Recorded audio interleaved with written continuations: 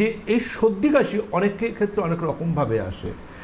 কেউ বলেন দুজন পেশেন্টই ক্লিনিকে এসেছেন, সেদিন আমার ক্লিনিকে এসেছেন অভিকবাবু আর এসেছেন রথিনবাবু, দুই ভদ্রলোক একই দিনে আমার ক্লিনিকে এসেছেন, আমার কসবা ক্লিনিকে দক্ষিণ কলকাতা। তো অভিকবাবু এসেছেন, তার নাম্বার ছিল 8 নম্বরে, আর অদ্ভুতভাবে রথিনবাবুর নাম্বার 9 নম্বরে। পরপর দুজন পেশেন্টই আমার ক্লিনিকে এসে একই কথা বলছেন, ডাক্তারবাবু আমার না খুব ঠান্ডা লাগার ধাত। এবার অভিকবাবুর ক্ষেত্রে কি হয় আর রথিনবাবুর ক্ষেত্রে কি হয়, দুজনের সমস্যাটা আমি যদি একটু এক্সপ্লেন করি তাহলে হয়তো বুঝতে হবে। বুঝতে অভিকবাবু বলেন যে ডাক্তারবাবু ছোটো থেকে আমার কাছে ঘুম থেকে ওঠাটা আতঙ্কের। টিভির বিজ্ঞাপনে দেখায় মানুষ কত সুন্দর করে ঘুম থেকে ওঠেন, বেডটি খান, সুন্দর সুন্দর কথাবার্তা বলেন পরিবারের লোকের সাথে, হাতে চায়ের কাপ নিয়ে, আর শীতকালে হয়তো একটা দারুণ ব্রেকফাস্টও হয় এবং তার পাশাপাশি চাটাও দুবার হতে পারে। কিন্তু সব কিছু নষ্ট হয়ে যায় আমার, কারণ আমার ঘুম থেকে ওঠার সাথে সাথে ছোটো থেকে হাঁচি শুরু হয়, এবং ঘুম থেকে ওঠার সময় যে হাঁচিটা আমার শুরু হয় ওটা ওই একে চন্দ্র দুয়ে পক্ষ তিনে নেত্র চারে চতুর্বেদের মতো, ওটা কোথায় গিয়েতে থামবে আমি জানি না। 10টা 15টা 20টা হাঁচি হতেই থাকে, এবং নট অনলি দ্যাট, যখন হাঁচি হয় তার আগে আমি একটা সিগন্যাল পাই। কি সিগন্যাল? আমার নাকের একটা দিক চুলকোতে শুরু করে।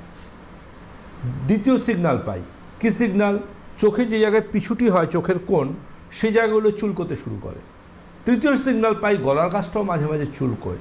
চতুর্থ হচ্ছে সমস্যা আসে 2-3 রকমভাবে। কীরকম? প্রথম সমস্যা হচ্ছে নাক দিয়ে মনে হয় যেন জলের কল খুললে যেরকম জল পড়ে, দুটো নাক দিয়ে ঠিক সেভাবে ওয়াটারি ডিসচার্জ হতে থাকে। ওয়াটারি ডিসচার্জ দুটো নাক থেকে, মানে রুমাল 10-12টা কোনো ব্যাপার নয়, এরম জায়গায় আমি পৌঁছে যাই।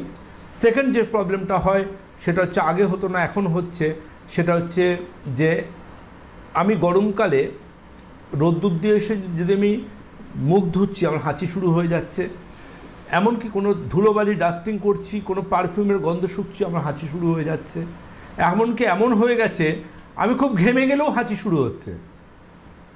ঠিক অভিকবাবু এই লাইনটা বলেন, আমি খুব ঘেমে গেলেও হাঁচি শুরু হচ্ছে। আর তাহলে অভিকবাবু আপনি কী করে বলছেন? আপনার ঠান্ডা লাগার ধাত। আপনার যদি ঠান্ডাই লেগে যদি আপনার হাঁচি হতো, তাহলে গরমে ঘেমে গিয়ে কেন আপনার হাঁচি হচ্ছে? তাহলে আপনি নিশ্চিত হন যে আপনার ঠান্ডা লাগার ধাত নয়, এই সমস্যাটা অন্য। কিন্তু সবচেয়ে যেটা দুর্ভাগ্যজনকবাবু, যেটা অভিকবাবু বললেন, উনি সিনিয়র মানুষ, ওনার এজ 54, উনি জানালেন আমাকে যে ডাক্তারবাবু আমি আর কয়েক বছর বাদে রিটায়ারমেন্ট নেবো, অথচ এখন আমার জীবনে নতুন সমস্যা।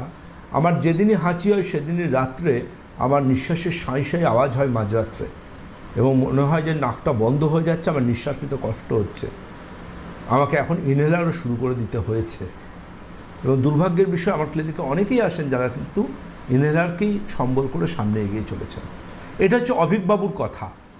রথিনবাবুর কথা তো আসবো, কিন্তু অভিকবাবুর কথা একটা জিনিস আমরা নিশ্চিত হতে পারলাম, হাঁচি মানেই কিন্তু ঠান্ডা লাগা নয়, গরম লাগাও হতে পারে, ধোঁয়াধুলোও হতে পারে, এমনকি বাড়িতে কুকুর বেড়াল যারা পোষেন তাদেরও হতে পারে, যারা গার্ডেনিং করেন তাদেরও হতে পারে, মশার ধূপ, ঠাকুরের ধূপ, যে কোনো রকম গন্ধ থেকেও হতে পারে। কীভাবে